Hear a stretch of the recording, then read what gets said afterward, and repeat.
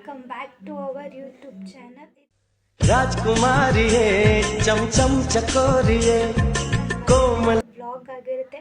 ಈ ವ್ಲಾಗ್ ಏನಕ್ಕೋಸ್ಕರ ಮಾಡ್ತಿದ್ದೀನಿ ಅಂದರೆ, ನಾನು ಎಷ್ಟು ವರ್ಷದ ಕನಸು ಈಡೇರೋ ಸಮಯ ಬಂತು. ಹಾಗಾಗಿ ಅದಕ್ಕೋಸ್ಕರ ಶಾಪಿಂಗ್ ಮಾಡ್ತಾ ಇದ್ದೀನಿ. ಸೊ ಈ ದಿನ ನಾನು ಏನೇನೆಲ್ಲ ಪರ್ಚೇಸ್ ಮಾಡ್ತೀನಿ, ಹೇಗಿರುತ್ತೆ ಅನ್ನೋದನ್ನ ನಿಮಗೆ ತೋರಿಸ್ಕೊಡ್ತೀನಿ, ಬನ್ನಿ.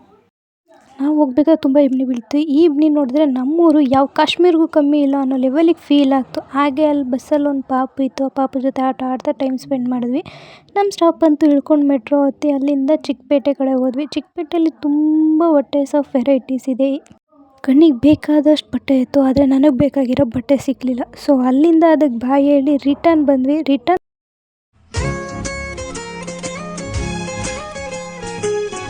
ಈಗಿನ ಕಾಲದಲ್ಲಿ ಮನುಷ್ಯರಿಗೆ ಒಂದು ತನ್ನ ಕೊಡೋಕ್ಕೆ ಕಷ್ಟಪಡ್ತಾರೆ. ಅಂಥದ್ರಲ್ಲಿ ಇಷ್ಟೊಂದು ಪಾರಿವಾಳಗೆ ಊಟ ತಿಂಡಿ ಕೊಟ್ಟು ಸಾಕ್ತಿದ್ದಾರಲ್ಲ, ಅವ್ರಿಗೊಂದು ಹ್ಯಾಟ್ಸ್ ಆಫ್. ಅಲ್ಲಿಂದ ಟೈಮ್ ಆಯಿತು ಅಂತ ಊಟ ಮಾಡ್ಕೊಂಡು ನಡ್ಕೊಂಡು ಬರುವಾಗ ಮಹಾಶಿವರಾತ್ರಿದು ಏನೋ ಫಂಕ್ಷನ್ ಮಾಡ್ತಿದ್ರು. ಹಾಗೆ ಅದನ್ನು ನೋಡಿಕೊಂಡು ಬಸ್ಸಲ್ಲಿ ಬರುವಾಗ ಗುಜರಾತಿಯವರು ಅವ್ರ ಮದುವೆಗೆ ಹುಡುಗನ ಕರ್ಕೊಂಡು ಹೋಗ್ತಿದ್ರು. ನೋಡೋಕ್ಕೆ ಸ್ವಲ್ಪ ಡಿಫ್ರೆಂಟ್ ಆಗಿದ್ರು, ತುಂಬ ಚೆನ್ನಾಗಿತ್ತು. ಸೊ ಅಲ್ಲಿಂದ ಸೀದಾ ಮನೆಗೆ ಬಂದಮೇಲೆ ಇನ್ನೇನು ಶಾಪಿಂಗ್ ಎಲ್ಲ ಮುಗಿದ್ಮೇಲೆ ಅದು ಪ್ಯಾಕಿಂಗ್ ಕೆಲಸ ನಡೀತಾ ಇತ್ತು. ಸೊ ನಮ್ಮಮ್ಮ ನನಗೆ ಅಂತ ಬಟ್ಟೆ ಎಲ್ಲ ಪ್ಯಾಕ್ ಮಾಡಿ ಅದಕ್ಕೆ ಏನೇನು ಜ್ಯುವೆಲರೀಸ್ ಆ್ಯಕ್ಸಸರೀಸ್ ಬೇಕು ಅದನ್ನ ಎಲ್ಲನೂ ಎತ್ತಿಡ್ತಾಯಿದ್ರು. ಸೊ ಈಗಿನ ಕಾಲದಲ್ಲಿ ಅವ್ರವ್ರ ಕೆಲಸ ಅವ್ರವ್ರು ಮಾಡ್ಕೊಳ್ಳಿ ಅನ್ನುವಾಗ ನಮ್ಮಮ್ಮ ನನಗೋಸ್ಕರ ಎಲ್ಲ ಪ್ಯಾಕ್ ಮಾಡಿಕೊಡ್ತಾಯಿದ್ರು. ಸೊ ಅವರಿಗೊಂದು ಥ್ಯಾಂಕ್ ಯು ಹೇಳಿ ಅಲ್ಲಿಂದ ಊಟ ಮಾಡಿ ಮಲ್ಕೊಂಡ್ವಿ.